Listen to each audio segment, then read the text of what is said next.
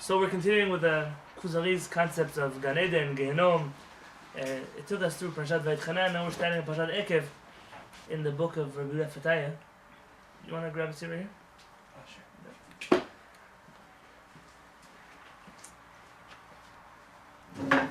And essentially we went from talking about the resurrection of the dead and Olam Haba, reward, consequences, to talk about Gilgulei Neshama. Now the concept of Gilgulim, reincarnation, is not universal in Jewish thought that everybody believes in reincarnation. So we have to be honest here and be fair. The Rambam has no mention of reincarnation. Rav Saadia Gaon believed reincarnation was a pagan concept that we picked up along the way. There are a number of other tzaddikim that didn't believe in reincarnation. With the rise of Lurianic Kabbalah, the result, reincarnation became a very prominent thing to discuss in Jewish literature. It became a staple, especially of any kind of Kabbalistic circle, so Hasidic Jewry, much of Sephardic Jewry. And essentially, Rabbi Yonatan Halevy falls into the category of those Mekubalim who reincarnation is a fundamental of their belief. You could take from this whatever you like. I'm just sharing with you this side of the coin. So this chapter is going to tell us what the whole idea of reincarnation is in the first place. What is this idea of reincarnation of souls going into fruits and vegetables and foods? What does it mean when you say a bracha over a food? You fix the soul that's inside of this food. Blessing of the trees. There's a whole idea when we read the blessing of the trees. If you remember, we talk about all the different souls that are inside of the trees. Now, in Nusach Ashkenaz, this blessing is not there, but in the Sephardic Nusach, we have a whole 10 pages. It's longer than the blessing of the trees, all about the different souls that are inside of the trees. And just in general, this concept that you hear very often in Hasidic circles, which is the uplifting of the sparks. There are sparks scattered all over the world, and what does that mean that we have to uplift these sparks?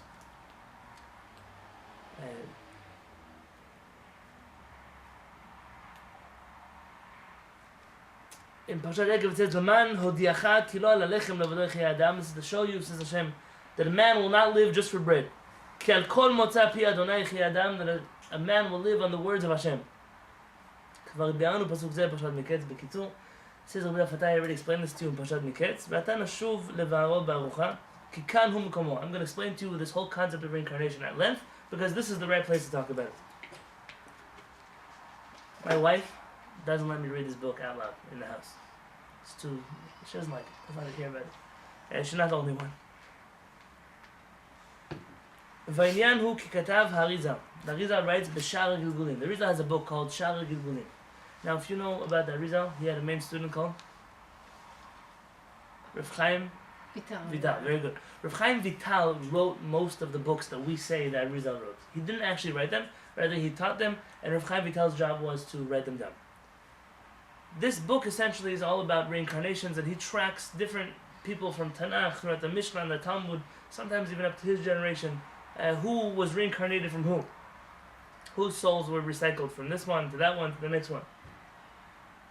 In Akdama Chabet, in the 22nd introduction, he writes, Veda, you should know, Ki hina reshaim achar mitatam nichnasim begehenna. The reshaim, after they pass away, the evil people, go into a place called Gehenna. We mentioned the Gei Ben Hinnom, remember? The Gehenom Valley. That's where they used to sacrifice the children. That's where this name Gehenom comes from. Umekablim Sham on Sham, and they receive over there their consequences of what they did wrong in this world. Umitkaper lehem, and they become atoned for. It fixes their neshama. Umishpatam 12 chodesh, and the longest a person can stay in Gehenom is 12 months.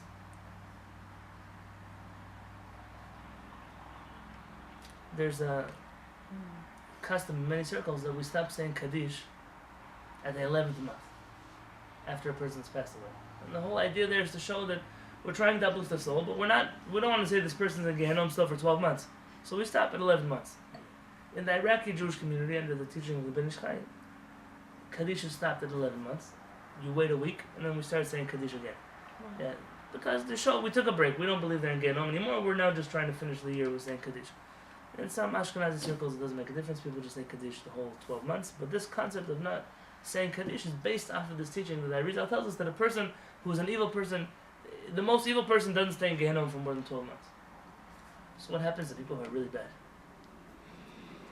So everybody just goes 12 months, yalla, dishwasher, and then they go into the next world. So then, okay, we'll also go for 12 months. What's the big deal? We won't do mitzvot. We won't do it. So So we'll just also, everyone's going to go for 12 months. Brother, what do we say? Gehenom is not an immediate step, that a person doesn't pass away and then go to Gehenom. A person merits either to go to Gehenom or to Gan Eden. What is Gan Eden? What do we say? It's not the next world. What is Gan Eden? It's a waiting room. It's a place where neshamot wait. So there's nothing physical there. And then comes a time called Kehillat HaMetim, which has not happened yet. Which those neshamot who merited to be in Gan Eden and are waiting will come back to life, and that will be Kehillat HaMetim, and that's what we call Olam Haba. The world will essentially recreate itself, like we spoke about the last few weeks. But now we're talking about this concept of right after a person passes away, if they're a Rasha, they go to Gehenom. So they're not going with the Tzaddikim to Gan Eden. V'yesh Rashayim shekatuv behem, and there are Rashayim that it says about them.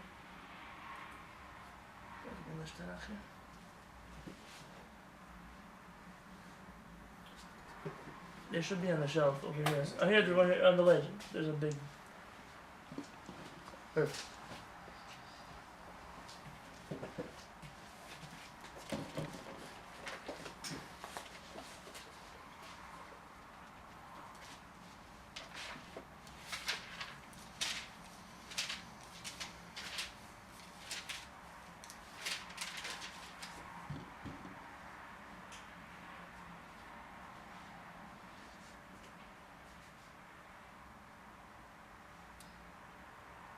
You have your whole meeting between Abigail and David in the Tanakh.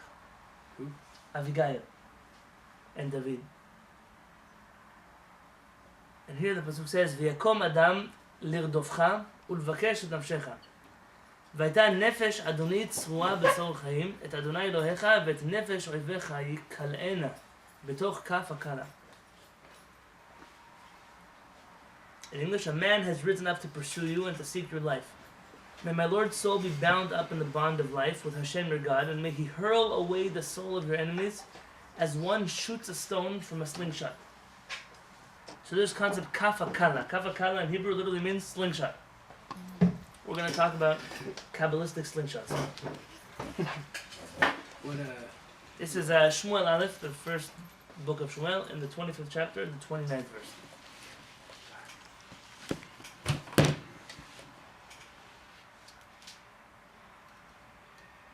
There are some Rasha'im that enter, says Abu Fatayim, to this place called the Slingshot.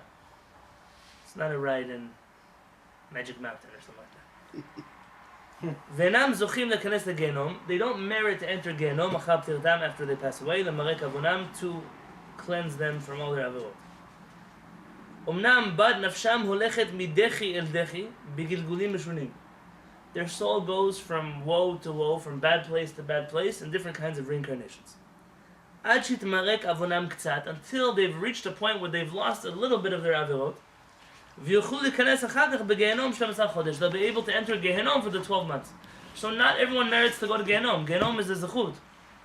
Gehenom is a reward. It means I'm in the last stretch. 12 months is the worst I'm going to be. I'm going to get Eden afterwards. A person, in order to get to Gehenom, has to go through a lot. And for these souls, there is no set amount of time that they'll be in this kafakala, in the slingshot. What is a slingshot? A person never rests. They're being flung from one place to another place, from one place to another place. And this is like them going back and forth as in reincarnations. Okay. יוכלו להיכנס אחר כך, ולאלו אין זמן קצוב, כי לפעמים ילכו בגלגולים מהם 20 שנה. Sometimes these people will be in such a cycle for 20 years, או 100, 100 years, או 1,000, for 1,000 years. והכל תלוי כפי ערך העוונות שעשו בתחילה בעולם הזה. It all depends on what kind of life they lived in this world. That depends on how long they'll be traveling around as גלגולים. ונפרעים ממנו חטאתיו קודם שהכניסוהו בגיהנום, והרבה מציאות של עונש, וכולם נקראים גלגולים. And there's many kinds of consequences a person goes through in these gilgulim that are there to, don't have a better word than a Christian word, like atone, but that's not the word, to be cleansed him from his averot, so he can enter Gehenom. רצה לומר, it means to say, כי יתגלגל או בדומם, או בצומח, או בחי, או במדבר. There are 4 different kinds of creations, like we mentioned in the Kuzari. There's chai. What is chai? Very good, it's a living being. Underneath chai you have, above chai you have a medaber, a speaking being. So you have a bunny rabbit, you have a human being. Beneath that you have a living being that's not really alive, like plants, trees, flowers. They're alive, they're tzomech, they sprout, but they're not independent living beings. And then beneath that, you have something called domain. What is a domain? Rock. A rock, like there's an inanimate object, something that really it's just there. Now we believe there's souls inside of rocks also, but what does that mean? I don't know. A rock doesn't move, it doesn't talk, it doesn't. But there's something there.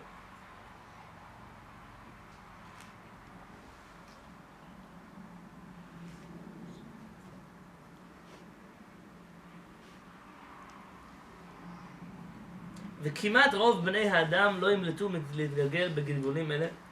And there's almost nobody, says the Rizal, who will be able to get out of going through at least a few gilgulim before they go to Gehenna. ופעם אחת הייתי עם אוריזל, says Rav Chaim Vital, once I was with my rabbi. Who's his rabbi? Rav Chaim Vital's rabbi? The Rizal. ואמר לי, he told me, כי היה רואה בעיניו איש אחד מזמן דור התנאים. That he saw one person. Now, he's walking with him in the street. Where? In Tzfat. And he says, I see a person here from the times of the Tanaim, from the times of the Mishnah. So we're talking about a few thousand years. שמגולגל בעז אחת נקבה, which has been reincarnated into a female goat. That sounds funny. You can laugh. It's okay. Nothing there. I mean, he sees now a female goat, and he tells me here, this is a person inside of here.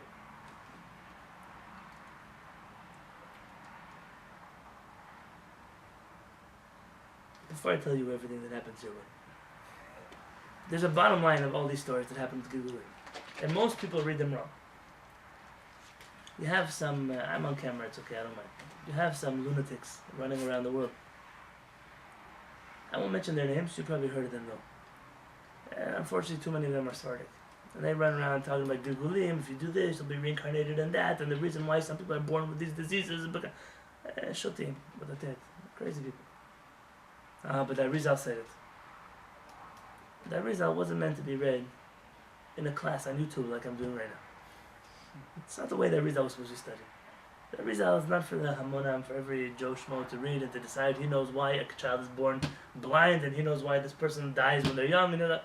And there are some people, unfortunately, that you know, people around this table know that this is how they make their whole livelihood.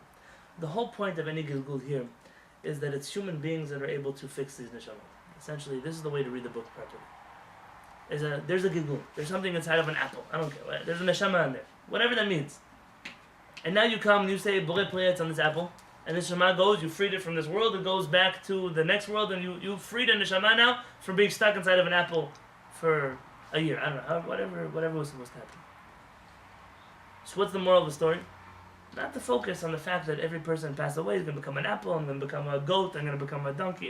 It's not the point here. The point is to show you that while you're still alive, the kochot hanefesh, the spiritual powers in which you have. I mean, these apple people, I don't know what they are. They can't go to Rabbi Shimon Bar Yochai. They can't go to Moshe Rabbeinu. They can't go to the Arizal. They know how to fix neshamot better than we do.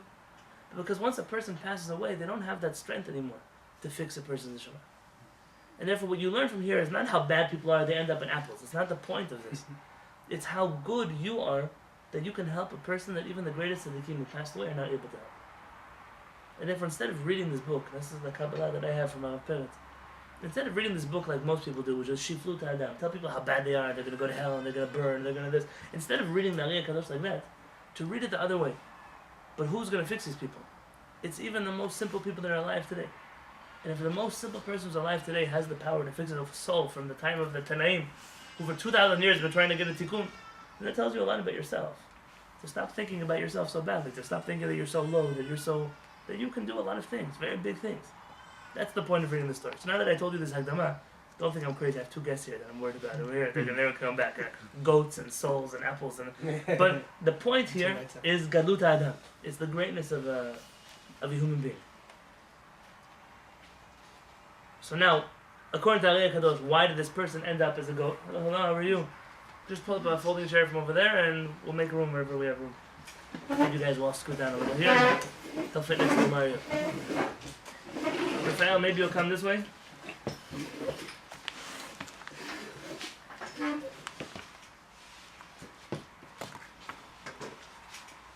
So the reason why, and we're adults in this room, so I'm going to tell you halakha now that for the younger people in the room, I ask forgiveness from your parents, but for the older people in the room, it's an important halakha.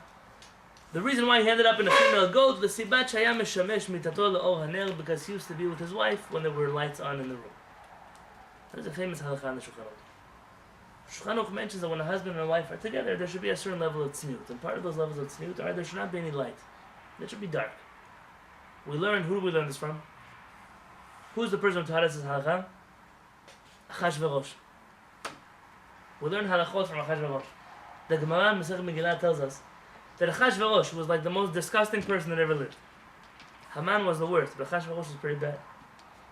In the story of Purim, when he would bring all these ladies into his room, except for months and months, he's sleeping around every lady in Shushan. But he only did it at night. Why? Should be modest. The whole world doesn't have to know that he's sleeping with everybody. From here you learn halakha that if by Achashverosh he was careful to only do this at night, how much more so we who are trying to be holy should do this at night. The question about why we do it at night, it's an interesting question. Why? There are few halakhot, few reasons that are given. One of them, so people shouldn't hear. People shouldn't know what's going on in a person's life. It's private. Like when a person goes to the mikveh, nobody should know that they're in the mikveh. Nobody needs to know. It's not their business. So that people, they tell their mothers, they tell their friends, nobody needs to know when a person goes to the mikveh when they don't go to the mikveh. So I am even of the opinion that too often rabbis are told things that they don't need to know also about when they go to the mikveh and things like that. There's Baruch Hashem, you have a Benita in the community. She knows how to be poseket halachot and the things she needs to know. You can deal, a woman who has to should deal with her with these things. Baruch Hashem, in other communities already this is a thing, that there are women who take care of such halachot. There is a Gemara that says that there's another reason here, and that's Shematid Ganeh al Bala. That maybe, when you're dressed, you're wearing a suit and a tie, and you're a button-down shirt and a tie, you look very good. But sometimes when a person's not wearing clothes, they don't always look so great. And so even though there's attraction, it could be a time that when that attraction passes, that people get embarrassed and they want to cover up. And the Gemara says it's better for a person to just, in order to fulfill the mitzvah, interestingly, to love your fellow like yourself, it's good to turn off the lights. And that's why we have sheets, all kinds of people are covered up. The reason is a person shouldn't ever be in a situation where they're repulsed by something that somebody else does. According to Kabbalah, there's a whole other world of issues that go here, all kinds of Kabbalistic things, problems, and the bottom halakha is that if a couple knows that they're okay and that they're fine and that they're happy, it could be that there's room to be lenient in such matters when it comes to light, so that they need it for whatever reason. But, according to Kabbalah, clearly the Arizal believes that the halachic reasons are not enough. There's a Kabbalistic side to this whole reason why a husband and wife shouldn't be together when there's light, and he considers it a grave enough thing that a person will end up being reincarnated into a goat. So where the poskim stand on this issue, and where the mekubalim stand on this issue, are worlds apart from each other. This is a good segue into a conversation that I'll touch on lightly because you need to know. For those of you who are planning in the near future to be married, or in the far distant future to be married, or ever to be married, or to talk to anybody who's married, it's important to know that there are a lot of people who teach halachot for a husband and a wife before they get married that have no idea what they're talking about. Too many people like that, actually. Most couples that I marry, I insist that I study with them. My wife studies with the kala, I study with the khatan. Because too many people are teaching utter nonsense to people. The Shulchan Aruch has levels of holiness, of kedusha, that husbands and a wife are supposed to reach with each other. But not everything can be started at once. Not everything inside of a relationship you start in Rabbi Shimon Bar Yochai's level. Some things I'm just me, just who I am. I'm just a 22-year-old person getting married. I'm just a 30-year-old person. I'm just a simple person. I don't have to live like Rabbi Shimon Bar Yochai. The problem is that some people, they don't understand much about relationships. Maybe they have a bad relationship with their husband or wife. I don't know what their deal is. But they teach all kinds of things that are unnecessary. Sometimes I meet people 20 years later, 30 years later, their marriage is destroyed because of some rabbi they studied halachot with before they got married. That's a mistake. And it's important to understand that when a couple gets married, the first and foremost thing they should follow is halakha. Whatever Shulchan Aruch says. Whatever Kabbalah says, what the Arizal says, what the Zohar says, what the Rav Chaim Vital says, A couple wants to do that, and they sit down together and they decide, listen, we want to meditate on magic carpets, and we want to, I don't know, we want to speak to HaKadosh Baruch Hu, we want to see angels, and okay, whatever they want to have a conversation, fine. But it can't come at the expense of a couple's relationship. There are a lot of things that Mekubalim don't do, and they say one shouldn't do, that halakha does not stop a person from doing it. And the person has to know, and if they don't know, they should consult with the rabbi, and if it's already been that way, they should talk to a person who knows his halakha. Kabbalah influencing the world has brought a lot of good. But in its wake, it's also brought a lot of destruction. There are people who don't know when to apply it, when to use it, when not to use it, when to ignore it. And these things are important.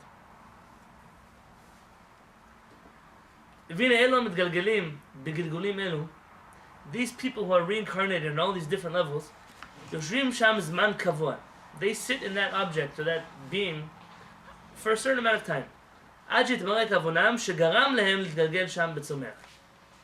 Whatever caused them to be a rose, a potato, a carrot, whatever has caused them to do that, they stay in there for as long as the consequences for being in that situation. When that time ends, they then become reincarnated again and they move up a level. What's the next level? After a plant? An animal. When that time finishes, they literally go up and become part of a person. This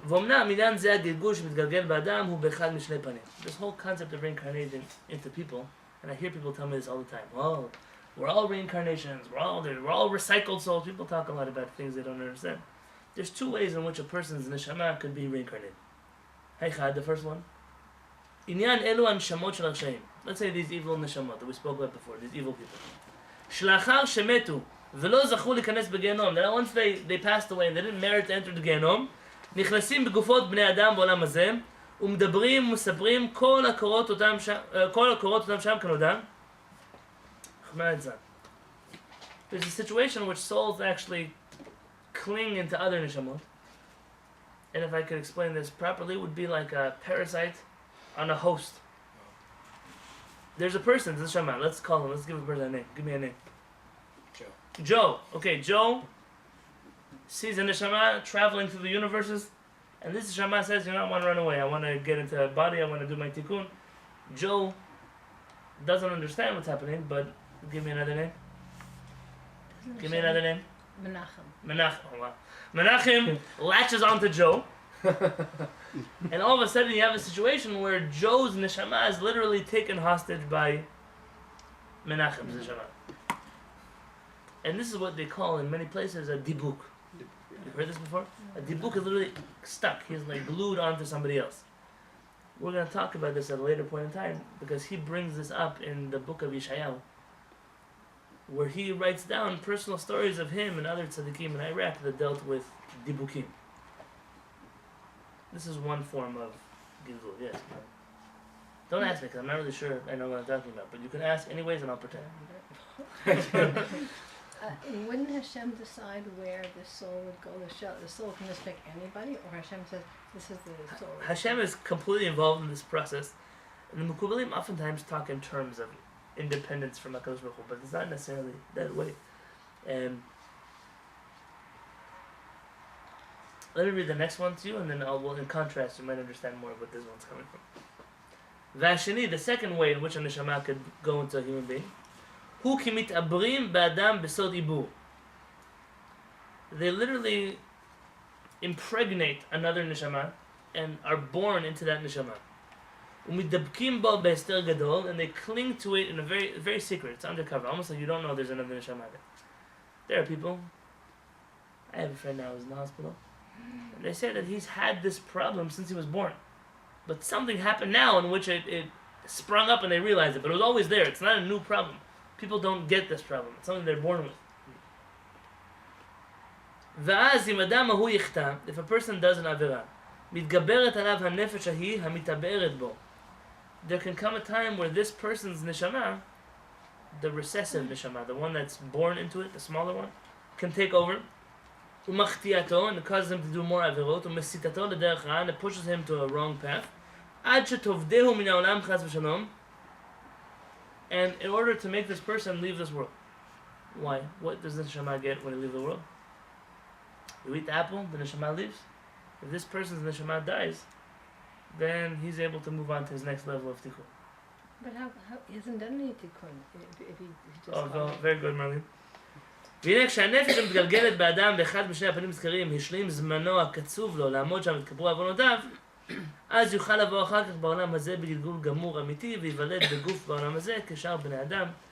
Once a person passes this level, they actually come back as a regular human being with a regular neshama, meaning Menachem now gets born into a new person who's a regular person, who has a regular neshama, not two neshamot, but a regular neshama, like we're going to discuss later. Means that all started with the thing that caused him to be a goat, which is sleeping with someone with the lights on? Or did I miss a part? Oh, very good. That's a good point. It could be that that person, that was the only Averah they did. In which case, after they finish with the goat, they go straight to Gehenna. But if a person has a lot of Averot, then he has to do all kinds of back and forth between different And so in the middle of creatures. one of the back and forths, he's like, "Hey, I'm gonna attach this guy." That's in the book of Cheskel, in Cheskel, he talks about how that actually works and how that happens. What can I tell you? I'm not a mikubah. We mentioned Gehenom, we mentioned Gan Eden. People ask some questions. We're reading through source material. You can do with this information what you'd like. You can read more about it. You can say this sounds too strange for me. Whatever way you go is up to you. For some people, what this allows them to feel is that sometimes see a person who was a rasha, bad person, lived his whole life like he was a king, he was the top of the world, and he passed away. It's like, oh look, he did so many terrible things, and look how he lived. What the Mekubalim are trying to tell us that yesh din v'yesh dayan. What it's saying, hazinu. El emunah ve'en avin. Tzaddik v'yashar. HaKadosh Baruch Hu is straight like an arrow. There's no playing around with the HaKadosh Baruch Hu. A person who's a rasha, who did bad things, who got all kinds of beautiful things in this world, so he has something else coming to him. And this something else, who knows? It could be all the rocks in Rose Canyon might be Rashayim from different places. Who knows? I mean, they didn't even finish because the rock has to be ground down into sand in order for him to be able to go up to the bush in Rose Canyon, and then to the coyote in Rose Canyon, and then to the park ranger in Rose Canyon, whatever is going to happen over there. Yeah? Nobody's walking anymore in Rose Canyon. I have a question. But what it gives, what the Mekubalim are trying to do is not to frighten a person, but to tell you that don't worry, you see a Rasha who lives his life and he looks so great and so happy and so wonderful. It's not true. He doesn't know that after this world is a very narrow bridge. It's a very short amount of time that a person's here. And afterwards, HaKadosh Baruch Hu is very exacting in what he does. Yes. So if that's what happens to the Rasha before he goes to the Gehenna, what about the Zaddik that's in the Gan Eden? That's like, didn't you say they get sent as Gilgulim as well? He mentioned that over there. Yeah.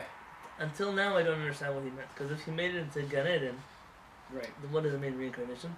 My only thought process is that it not is a punishment, but it's to help. But sometimes the Mekubalim talk about different tzaddikim who lived, who came back to finish another tikkun.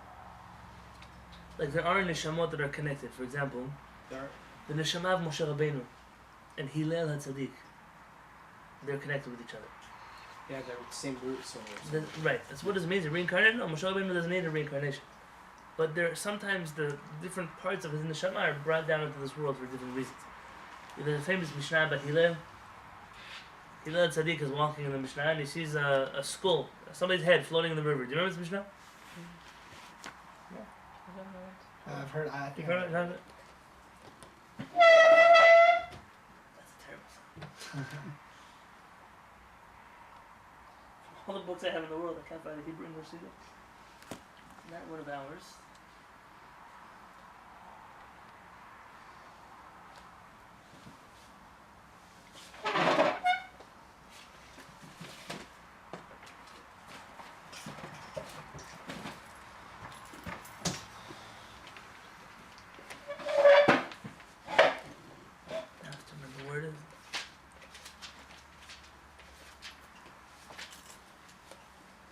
Somebody knows what I'm talking about? I have to make sure it's really there.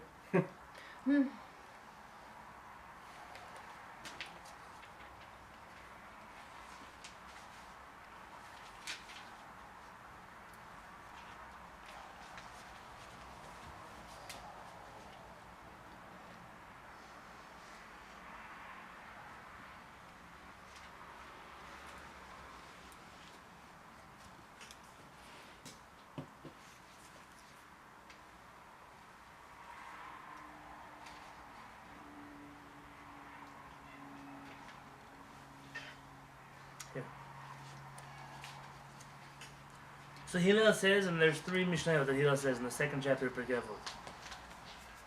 The third thing that Hillel says, Af hu ra'a gulgolet achat shetzaf al pnei hamayim. He also saw a skull, somebody's head, floating in the water. Amar la, he tells him, Al dateft atfuch, because you drown others, they drowned you. Measure V'sof- for measure. What? Measure for measure. Very good. V'sof mitifayach chitufun, and those who drowned you will be drowned eventually. And that So does everybody that drowns somebody always get drowned? And then that person gets drowned? we find here is again it's a midah k'neged midah, measure for measure. But what they say here, if I remember, you have to look it up yourself.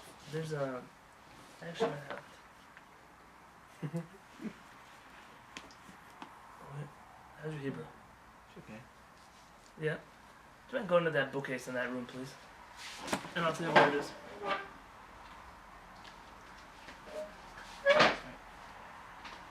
In the middle bookcase over there, 4 or 5 shelves down, you should see 2 red books that are right next to each other.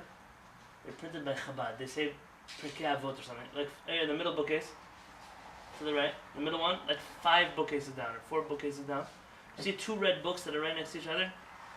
They say something about Pirkei Avot. Which one? Aleph to Hey? Yeah, Aleph to Hey, that one. Thank you. Lubavitcher Rebbe in his commentary Pirkei Avot, and they have it in English, so I recommend, by the way, this. What's the name of the book? They call it commentary on Pirkei Avot, but it's like a disservice to the book, actually. Lubavitcher Rebbe in Pirkei Avot is fascinating. He always takes a Mishnah and tells you why the person in the Mishnah says what he said in the Mishnah. That's pretty cool. And here he says something very I found it fascinating. Did you find it fascinating? It's up to you. What I tell you was the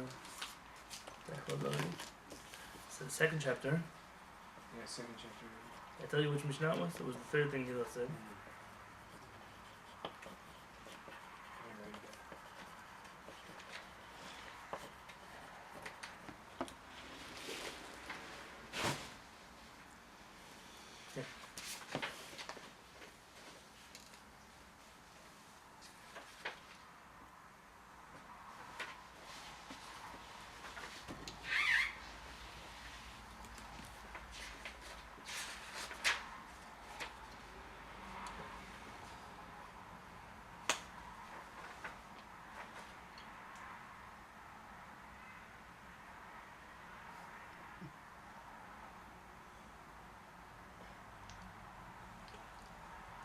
So he quotes the Arizal.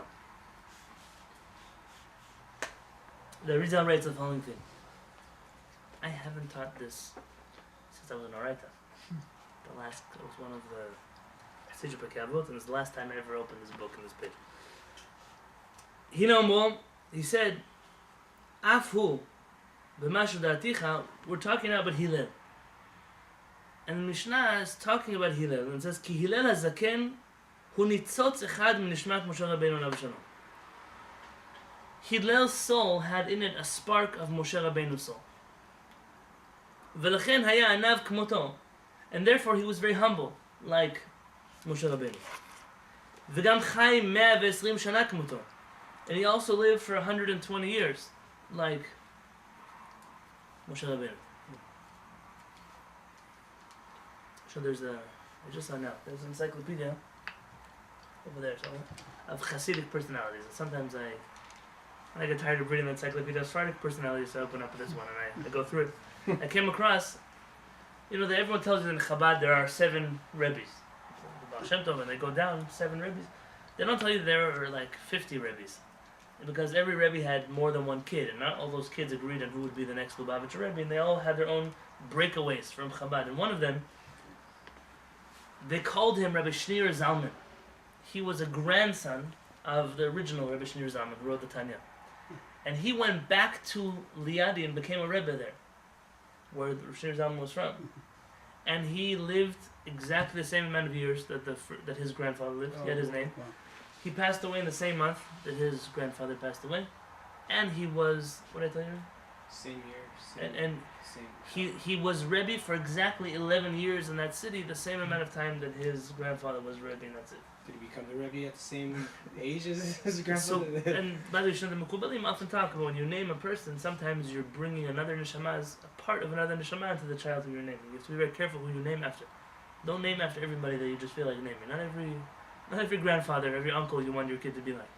In fact, Rabbi Fatah talks about this later on.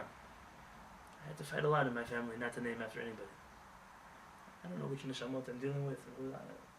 Just I want my kid to be his own person, his own problems and his own good things. The Gam Chaim Evetz Mishnak, he lived 120 years like Moshe Rabbeinu. V'omnam, but zot hagilgolet hi shel Paro HaRasha. Hillel was having some kind of vision, and this skull that was in the water was Paro's. Now this goes against the midrash that you know. What's the midrash say about Paro? That he did tshuva at the end of his life. That he became. So I'm putting aside this midrash for a number of reasons. I struggle with this midrash. Now, is it really Paro's head? I don't know. I find it hard to believe for so many hundreds of years this head is floating around the river and it's still there. But he's seeing something. He's having a vision here. וידע, וכמו שראה אותו משה רבינו אבשלום, כך חזר הלל לראותה וידע כי היא. How did Hillel recognize who this was? Because part of his neshama was Moshe Rabbeinu, who also saw Paro drowning in the river, and so he recognized him. And he tells them, Al datvat titfuch, because you drowned people, the Jewish children, Hashem drowned you. וחזר הלל לדבר עם בני ישראל, ולא עם הגולגולת. He said, then what happens? What does it make sense? What does the Mishnah say? It says that because you drowned people, they drowned you. And what does he say next? And those who drowned you will also drown. That's not a good thing to say now, but Hashem drowned Paro, so Hashem is going to also drown. He says, no, now he's not talking anymore to the skull. ואמר להם כך, and he tells them, לא די פרו שתיפוהו על אשר יתיפוך. אמנם כמו כן כל שאר אומות העולם אשר יתיפוך, ויזיקו אותך, גם הם יענשו כמו פרו. Hillel is saying, now he's looking at the Jewish people, and he says, anyone else who tries to drown you, they're also going to drown. Just like Hashem found Paro and he drowned him in the ocean because he drowned Jewish babies, so to any nation in the world that's going to come to try to drown the Jewish people, Hashem is going to drown them also. When is Hillel saying this? Because the times there's Romans are coming into Eretz Israel, they're taking over. He tells them, so don't worry, every nation in the world is going to come up against you, they're not going to be here anymore. Literally that's history. Every nation that's tried to hurt us, they're not around. And even if they are around, they're not the same like they used to be. Are there still Germans in the world? Yeah. They're not the head of the Third Reich anymore, though. They're not a world superpower. The English, they like the Jews. Well, I don't know why the Jews are so happy about the English.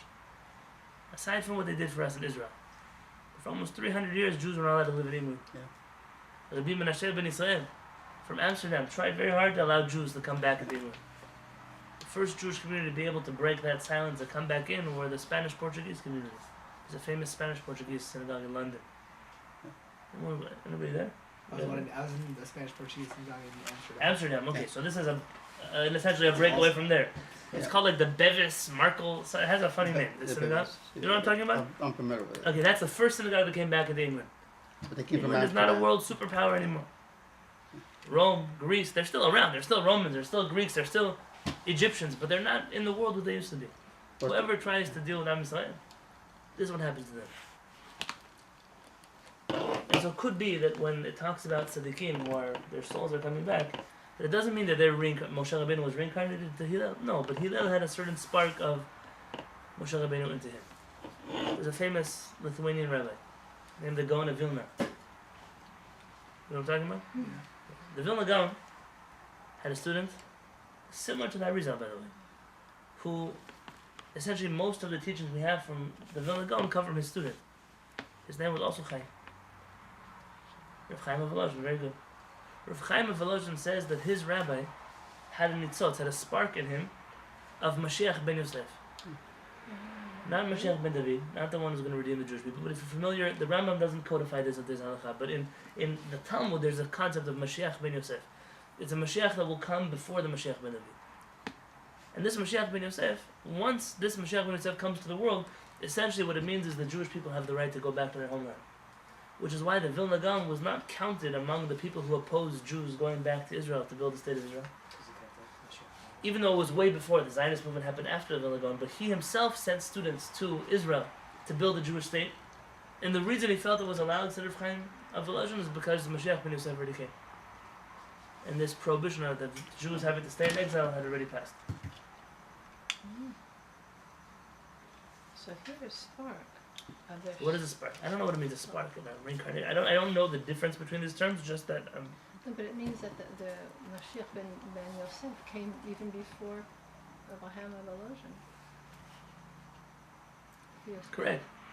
So he came along with Oh no, not before. Could be a spark that came before. Like Mashiach ben Yosef, is it really a person? Is it a concept? Is it a soul that was, a soul that will be? Yeah. You have a number of such things. Rav Kook, before he passed away, Rav Kook used to have a Sudat Shashit, where locked doors. A lot of tzaddikim had this, especially in the Ashkenazi world, like the Baal Shem Tov. Everybody in the world was allowed to all of his Shabbat meals, except for the third meal. The third meal, they would lock the doors, and only his students were there at this table. Rav Kook did the same thing. Nobody was allowed to be with his Sudat Shashit except for his students. And he would often speak about strange things in that Sudat Shashit. There was a man named Dr. Azriel Karlbach, who, I don't know that he was so religious at the end of his life. Don't hold me to it. I don't know anything about him aside from this story. He was the founder of the Ma'ariv magazine in Israel, the famous newspaper in Israel, the Ma'ariv. So he was the original owner, before the state of Israel. And he once wrote in one of the yard sites of Rav Kook, he said, I want to let you know that when Rav Kook locked those doors, and he asked forgiveness from Rav Kook for repeating this in public. Rav Kook closed all the doors, and he told his students that he is a spark of King Chizkiyahu HaMelech.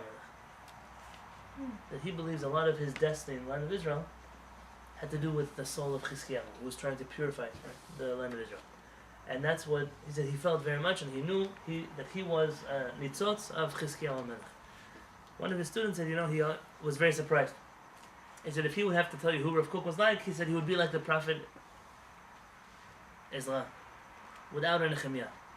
Who was Ezra? He came, brought the Jews back from Babylon, and nobody came. Yeah. But what did Nehemiah do? Everything became better once Nehemiah. And Nehemiah was like the follow-up man. Yeah, very good. He kind of built on his vision that Ezra had. And he said Rav Kook was like an Ezra who never had anybody follow up on his vision. He just, his vision ended, and that was the end of that. But what can I tell you? There's a lot more to read here in these paragraphs. I'll plunge on next week, go more into this.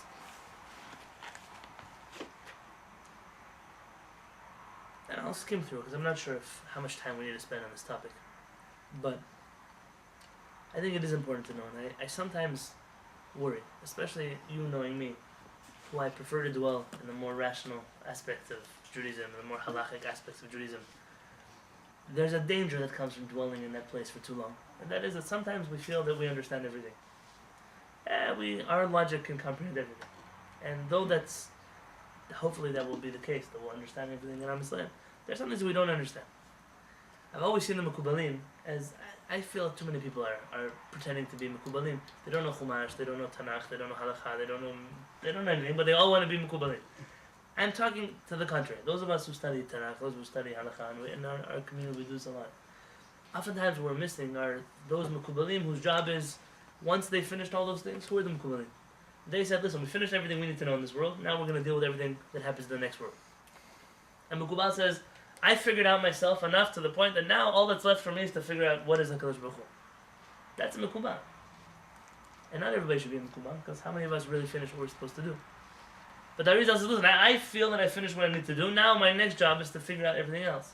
So for us, the Mekubalim are those people who they're supposed to know what it is that happens to Neshamot, why things happen in the world. We trust them almost like we trusted the Nevi'im, the prophets, to know these things. Not all of us were prophets, but when we needed, we went to the prophets.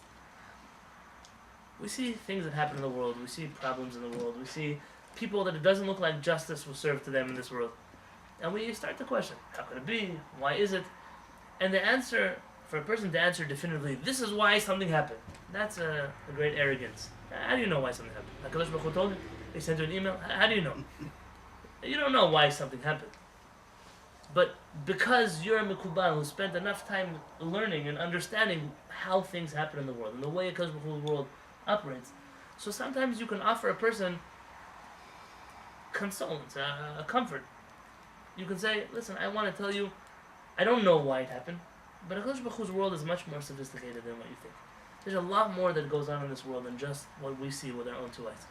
And if you understand that there are more things that happen, just because a person left this world doesn't mean they're gone from this world, doesn't mean the person was a, I don't know, mafia boss and he left this world a billionaire, and doesn't mean that he's anywhere good in the next world that we know exactly. Maybe he's a rock and Rose Canyon, who knows?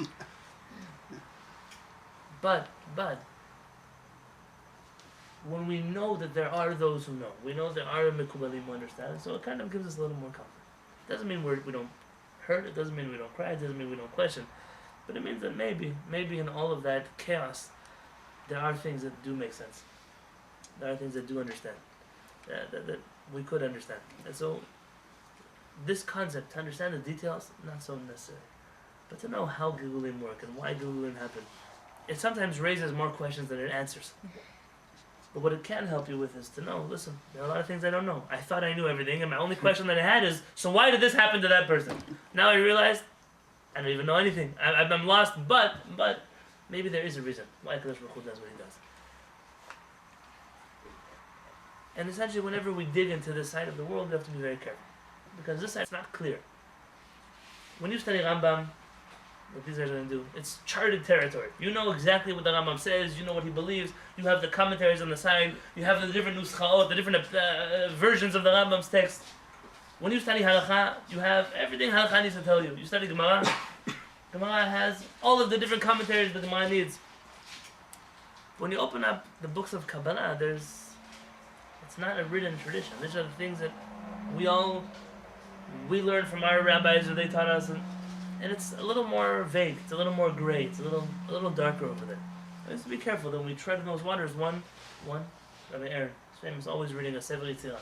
The Sefer Yitzirah says, Imrat libcha b'nei, if your heart starts to run too fast, Shuv and Hamako, always run back to the source. You start to read too much Kabbalah and your brain starts taking you all kinds of strange places and your heart goes you to say, hey, wait, Chevra, I'm going back to the Torah. What is Torah? I'm sitting with my Tanakh and reading a little more Bereshit bara Elohim et HaShamayim v'Haaretz. A little more of Shiviti Adonai Le'edi Tamid, learn Shulchan Aruch, a few chapters. Sit down and study the halachot of how to go to the bathroom. Something that will ground you back into this world. Every time your heart tries to run too fast, says Sefer Yitzirah. Who wrote Sefer Yitzirah? We don't know. Some say Adam Rishon. Some say Avraham Avinu. It's one of the earliest works of Kabbalah. Is if you start to run, your brain takes you to places you shouldn't be going, run back, ground yourself in Torah that we know is factual, and then venture out again. And so sometimes these concepts could bring you to places that they're not correct, they're not good. So what do you have to know? Torah Temet Tanakh. Hashem gave us a Torah. What is a Torah? It's our Tanakh. It's the Mishnah, it's the Talmud, it's the Rambam, it's the Shulchan Aruch. Those are the books that we know are that's what we follow. You want to dabble here? So, fine, I let it go. But always come back. Know that this is where you come back to. The moment you see a person who says, oh, I'm a Kabbalist, I'm spiritual, and therefore I don't keep Shulchan Aruch. That's the first way to detect a fraud. Yeah. If you're a Mekubal, you should know, it's for this reason, and not because I'm a racist. It's for this reason that I have a much easier time with a Kabbalist who came out of Sfarad than the Kabbalist who came out of Ashkenaz. Because in Ashkenaz in general, you don't have to follow Shulchan Aruch. There's a number of opinions. There's a Ramah, there's a Mishnah Berurah, there's a Aruch HaShulchan. Whatever you want to do, essentially you're going to find a book. But it's Sfaradim, it's a Rambam and a Shulchan Aruch, and there's no more room to play. And the Mekubalim that came out of Sfarad were very careful, because they had to make sure that everything they said matched up somewhere, somehow. It could be a very hard somehow, but they tried to make it match with a Rambam or match with a Shulchan Aruch, because they needed to stay in this box or else they would be in trouble. And therefore over there I always get a little more security of, see, I'll tell you what I mean. You find the Hasidim, who were essentially the Kabbalists of Ashkenaz. That's who they were. You had other Kabbalists that were not Hasidim. The Vilna Gaon was a Kabbalist. A number of tzaddikim. Rav Eliashiv, who passed away, his grandfather was a big Kabbalist. They were not Hasidim. But the Hasidim essentially took on this mantle of Kabbalah in Europe. And they started doing strange things. Not all of them, some of them.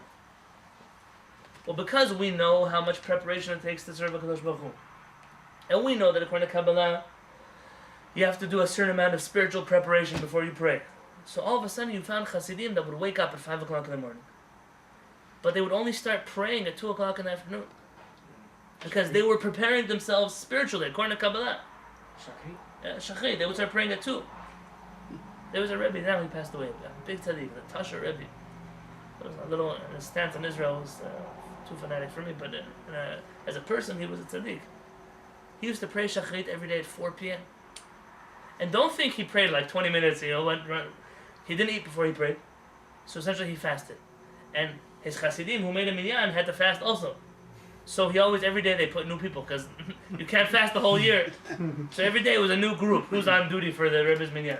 And then Shachrit wasn't 20 minutes, it was a few hours. Then it's time for mincha, and then it's time for Alvit, then it's time to go eat breakfast. And how does that work? I don't like that. I'm not going to ask questions now on the Tasha Rebbe, but I can tell you Shulchan Aruch, you can't pray Shachrit at 4 p.m. So what happens? Out of this desire to fulfill so many spiritual concepts, certain halachic rules were pushed to the side. And it makes sense to me why the Lithuanian Jewry was then opposed to the Hasidic movement. There were problems here, problems that not everybody wanted to answer. How do you come and change the Siddur?